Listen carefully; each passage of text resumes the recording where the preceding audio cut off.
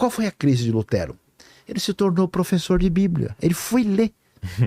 Você ler a Bíblia é perigoso, pode complicar a sua vida na direção que você jamais imaginaria. Ele foi dar aula de Romanos, de Gálatas e de Hebreus. Aí quando ele leu, ele falou, peraí, tá muito diferente do que eu estou escutando da galera lá. E ele, na verdade, não quis fazer nenhuma reforma. Não. Ele levantou, sabe as 95 teses? Sim. Foi escrito em latim. Ele chamou o pessoal para um debate, para uma conversa teológica. E aí o pessoal... Se tivesse podcast na época, o cara ia vir aqui. Ele né? quis fazer o podcast, ia né? aqui. Era o podcast Luterella, entendeu? Lutero com Vilela. Aí, ele tinha 95 seguidores. Aí ele fez o lance lá e aí o pessoal pegou pesado, né? Porque Não quis discutir, não quis... Não, ele foi obrigado a se retratar, o cara teve que se esconder. Ele foi chamado pelo chefão do mundo, que na época era o Carlos V. Carlos V era o imperador do Sacro Império Romano Germânico.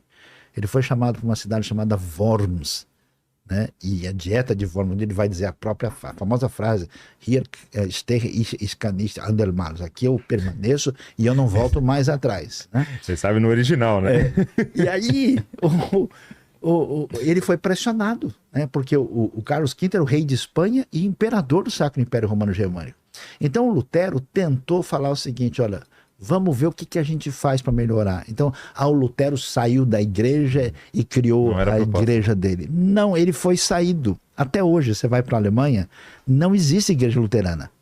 Existe Die Evangelische Kirche, que é a igreja evangélica. Ele nunca quis. Aí como ele foi saído, e ele ficou em perigo, ele foi para onde? Para o castelo de Wartburg.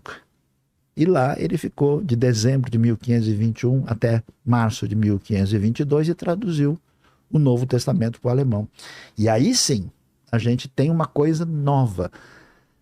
A Bíblia não fica mais na elite, que é o clero e o pessoal especial que lida com o latim, que não é a língua do povo, e você tem uma tradução que pode ser lida na língua comum do dia a dia, né?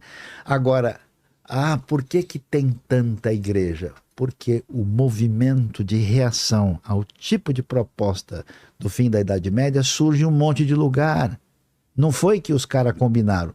Lutero surge aqui, o Zwinglio ali, o Calvino aqui, os anabatistas, o Conrad Grebel, Menno Simons, a galera em tudo quanto é lugar pipoca uma reação, porque do jeito que tá, a espiritualidade não rola. E aí, cá estamos nós, depois de tudo isso.